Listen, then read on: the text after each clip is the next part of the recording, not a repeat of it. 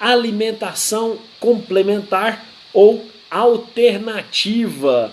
Alimentação complementar ou alternativa. Quem curte esse tema aí?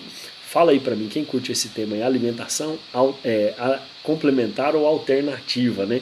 Isso é o que eu vou falar hoje aqui pra vocês, tá certo? Então vamos lá. Aí você pode perguntar assim, mas Paulo, o próprio nome já fala. Alimentação complementar ou alternativa deve complementar o manejo alimentar, não? Deveria ser uma coisa boa, então, você não acha? Bom, primeiro a gente tem que realmente entender, tá certo? O que vem a ser uma alimentação complementar ou alternativa. Vamos partir do princípio que a gente vai alinhar, tá certo? Que a gente vai alinhar e vai fazer um entendimento aqui do que seria isso daí. Porque você está assistindo, para você que está assistindo aí, o que seria, que viria a ser uma alimentação alternativa, uma alimentação complementar?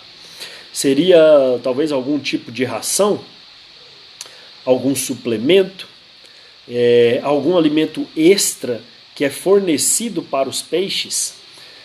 E a alimentação alternativa é o quê? É uma alternativa à ração? É uma alternativa ao quê?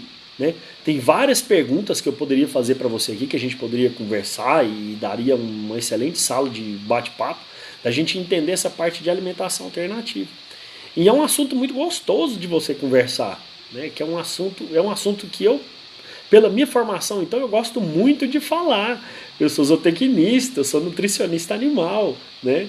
Então é muito gostoso de falar isso, né? Um assunto muito, muito tranquilo, muito bacana. Vamos lá. Bom, para mim, então vou partir da minha opinião, a opinião do Paulo Roberto aqui para vocês. Para mim, que já estou nesse ramo profissionalmente há mais de 16 anos, e eu vou ser sincero aqui agora, hein? Talvez você possa até ficar espantado. Toda vez que eu escuto alimentação complementar ou alternativa, eu juro pra você que minhas pernas tremem. Te falo a verdade, entendeu? Juro pra você que minhas pernas tremem. E por que minhas pernas tremem? Porque eu tenho certeza que vai vir bomba. Eu tenho certeza que vai vir bomba a hora que vem essa conversa assim. E eu tô falando de coração aberto. Tô falando de coração aberto pra vocês, trazendo experiência de campo aqui. Então assim, é comum a gente encontrar, aliás, é extremamente comum a gente encontrar, para não dizer normal de encontrar, piscicultores, né, produtores de peixes, que acham que é necessário complementar a ração que é fornecida para os peixes com algum alimento extra. Ou ofertar algum alimento alternativo para os peixes para justificar que o preço da ração, por exemplo, está caro. Tá? E nos dias atuais, ração custando aí 3, 4, 5 reais o quilo, aí que o negócio se torna mais comum do que a gente espera, né? Até porque, bom, a ração está lá em cima. Será que existe alguma forma, uma fórmula mágica de eu trocar essa ração aqui, meu peixe engordar e bater o meu ciclo de produção dentro do esperado, né? Vamos lá. Primeiramente, para que você tenha lucro na piscicultura, você precisa trabalhar de forma profissional. Você precisa sair do amadorismo. E para você sair do amadorismo, você precisa necessariamente trabalhar com ração comercial. Ponto. Você precisa trabalhar com ração comercial. Não tem outro jeito. Realmente não tem outro jeito, tá certo? E a sua ração comercial, ela precisa ser de excelente qualidade. Precisa ser um alimento completo. Agora presta atenção. Para que agora, tudo que você está fazendo, presta atenção no que eu vou te falar, do fundo do coração. Escuta o que eu vou te falar aqui agora. Precisa ser um alimento completo que atenda todas as exigências nutricionais diárias dos seus peixes. Simples assim. Um alimento completo que atenda todas as exigências nutricionais diárias dos seus peixes. Simples assim. Porque se para um bom entendedor, meia palavra basta e um pinga letra, a ração comercial é o alimento completo que atende todas as exigências nutricionais diárias do seu peixe. É um alimento completo precisa de um alimento complementar? Um alimento completo, ele precisa de uma alimentação alternativa? E aí? Precisa? Realmente precisa? Se eu tenho na minha piscicultura uma ração comercial completa que atende todas as exigências nutricionais diárias dos meus peixes, Por acaso eu realmente vou precisar de complementar isso com alguma coisa? Vou fazer uma alternativa a isso? É lógico que não, galera. É lógico que não, pessoal. Eu já tenho o suficiente para fazer a minha produção rodar, tá? Só que tem muita coisa, não é só isso. Não é só pegar e falar isso que eu falei aqui agora. Tem muita coisa que depende disso. Tem muita coisa que eu trago aqui agora para você, por exemplo. É o quê? Essa ração completa, ela é pesquisada constantemente para trazer benefícios para o meio ambiente. Olha só, além dela ser completa, né, ela atender todas as exigências nutricionais diárias do seu peixe, ela tem que respeitar o meio ambiente. Olha só, uma ração completa, uma ração de alta performance, por exemplo, ela tem que trazer benefícios para o meio ambiente. Ela não pode prejudicar, em hipótese alguma, a qualidade da água. Por quê? Porque se eu prejudico a qualidade da água, eu vou prejudicar a minha produção. Então sim, hoje existem essas rações comerciais, elas são pesquisadas para não prejudicar a qualidade da água. Tem pesquisas nessas rações para que ela não seja desperdiçada. Por quê? Porque o produtor ele vai ficar atento. Olha que interessante, né? Quando eu falo que as coisas se conectam. Olha que interessante. O produtor ele vai ficar atento à ração que está flutuando. Né? A ração extrusada foi a grande sacada para a piscicultura. Você vê o consumo de peixe na superfície da água. Então tem pesquisa para manter um nível de flutuabilidade dos grãos dessa ração. Ah, Paulo, mas precisa ter uns 10%, 8% dessa ração que tem que ficar mais ou menos no meio e mais um pouquinho ali desses, mais uns 2% que tem que descer mais um pouquinho, porque a gente tem competição, né, dentro dos viveiros, dentro dos tanques, na estrutura produtiva tem competição. Tem, mas você entende que o seu olhar principal, o seu acompanhamento principal, ele vai acontecer na superfície, onde você vai ver qual que é o primeiro sintoma de alguém que está passando mal. Vamos supor, na gente aqui, primeiro sintoma de alguém que está passando mal é perda de apetite. E no peixe, pessoal, é a mesma coisa. Se você chega na beirada do seu tanque, se você chega nos seus tanques redes, se você chega nos seus tanques suspensos, é aquele furdunço de peixe para poder comer. Claro, tem algumas espécies que são mais velhacas, demoram um pouco para comer, mas você joga a ração, sai de perto, elas vão comer. Agora, se não comer, alguma coisa de errado está acontecendo lá. Então, você joga uma quantidade X. Né, a quantidade que foi definida, que você ajustou para poder acontecer isso daí. Você sabe que o peixe tem que comer aquilo ali num determinado tempo. A gente tem a regra aqui dos 10 a 15 minutos o peixe tem que comer. Se comeu em 5 minutos, está faltando ração. Se demorou meia hora para comer, tem alguma coisa errada. Tá? Se ele está dentro desse prazo de 10, 15 minutos, 20 minutos que seja, a gente tem uma maleabilidade aí para poder trabalhar, tem que ser flexível nisso, né? A campo. Por mais que eu te traga essa dica, a campo as coisas acontecem diferente um pouco do que a gente escreve no papel, né? Você tem isso daí. Então, assim, essa questão da ração flutuar, ela evita desperdício, porque você vai estar observando o comportamento do seu peixe, você vai estar observando o consumo do seu peixe para aquela ração. Então, sim, tem pesquisa para deixar essa ração de forma que seja mais fácil essa observação. Testes de flutuabilidade. Outra coisa, ela também é pesquisada para atender às necessidades, às exigências nutricionais diárias dos seus peixes. Ou seja, tudo que o peixe precisa comer em um dia, ela atende em 100% dos casos. Ou seja, 100%, não é 30%, não é 90%, não é 50%. 100% ela tem que atender, na quantidade que ela tem que atender. A quantidade você vai definir através do seu manejo alimentar. Mas ela está lá, ela foi pesquisada para atender isso daí. Então, assim, não precisa inventar moda. Não precisa inventar moda.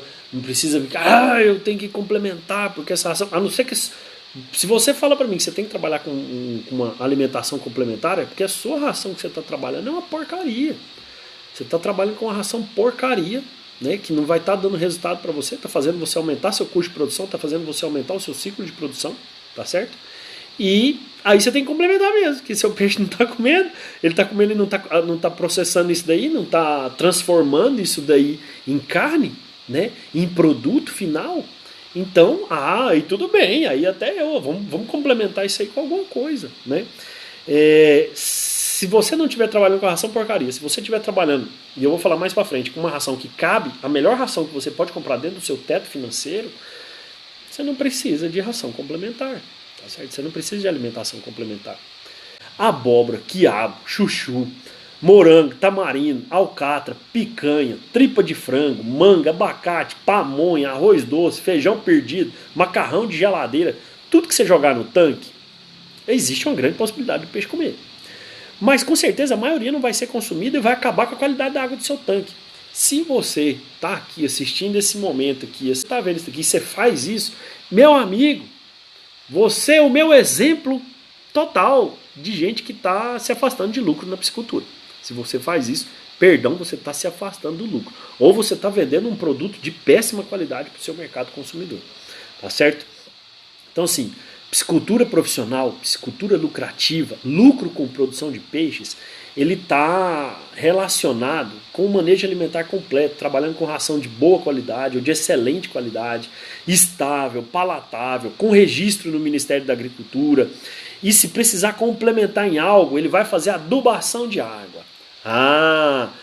Ele vai fazer adubação de água. Então tem alguma coisa que eu posso fazer para poder melhorar, assim, alguma coisa? Sim.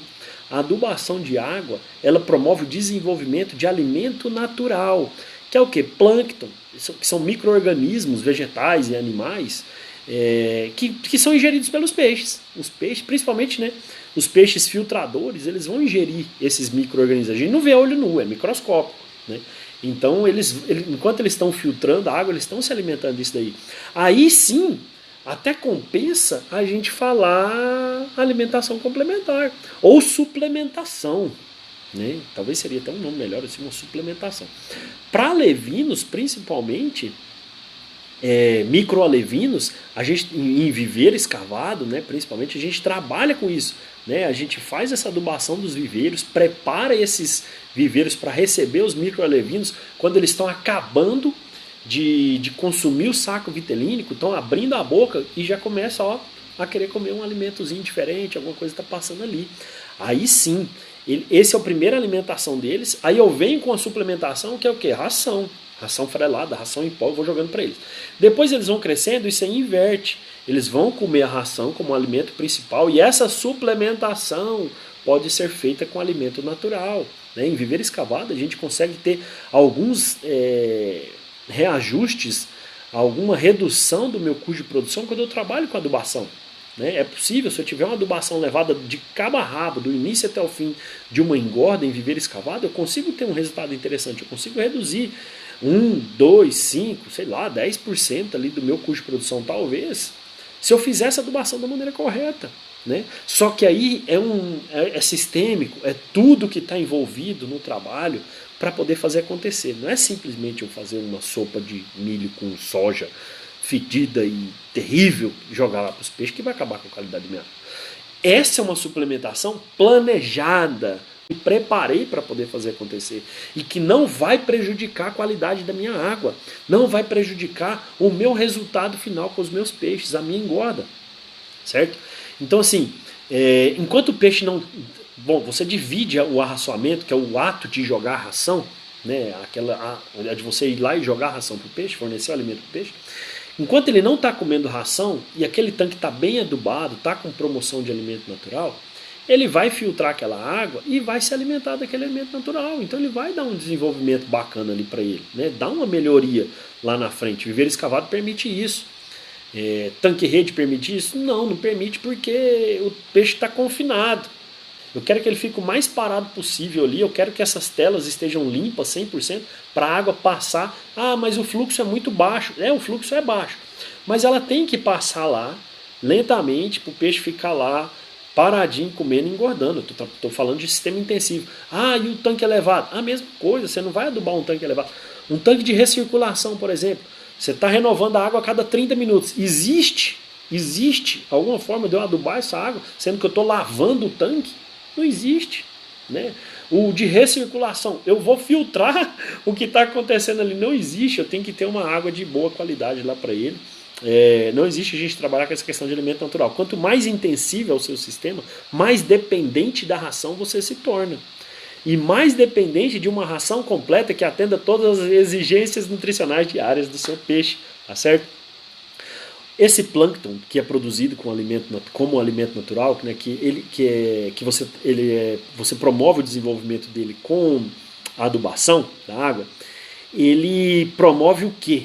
A incorporação de oxigênio na água também. Durante o dia, o fitoplâncton, que é um tipo de plâncton, o fitoplâncton ele vai fazer a fotossíntese ali dentro, né, e vai incorporar oxigênio na água. Então, além da vazão dessa água lá dentro, além de aerador que você pode colocar lá dentro, o fitoplâncton está produzindo oxigênio ali. E durante a noite ele vai consumir oxigênio também. Aí é outra conversa que a gente faria aqui para frente, tá certo? Mas tudo isso, meus amigos, é planejado. Tudo isso é planejado, não é feito de uma hora para outra, não é feito nas coxas.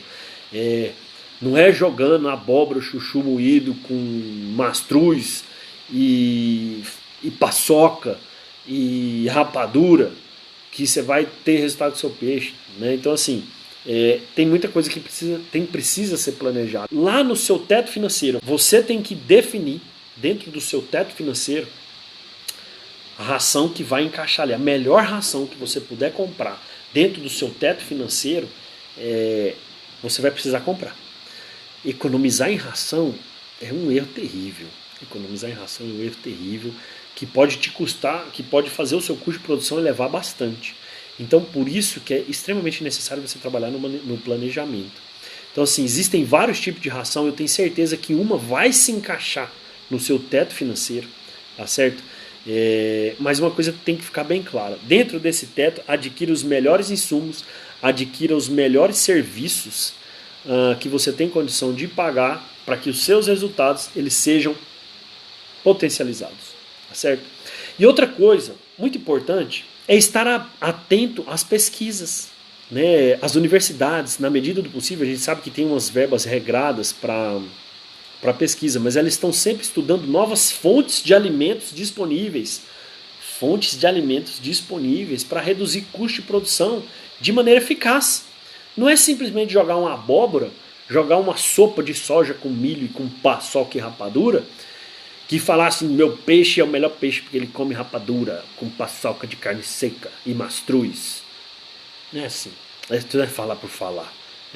Falar por falar, até papagaio fala. Até entrar no Google e colocar no tradutor lá, o próprio Google fala se quiser.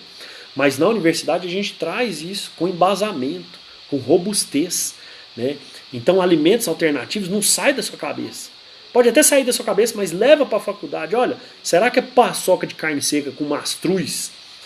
Tem jeito de fazer uma pesquisa nisso daí para poder me trazer um resultado interessante? De repente a universidade vai fazer essa pesquisa. Por quê? Porque lá eles têm condições controladas de fazer isso.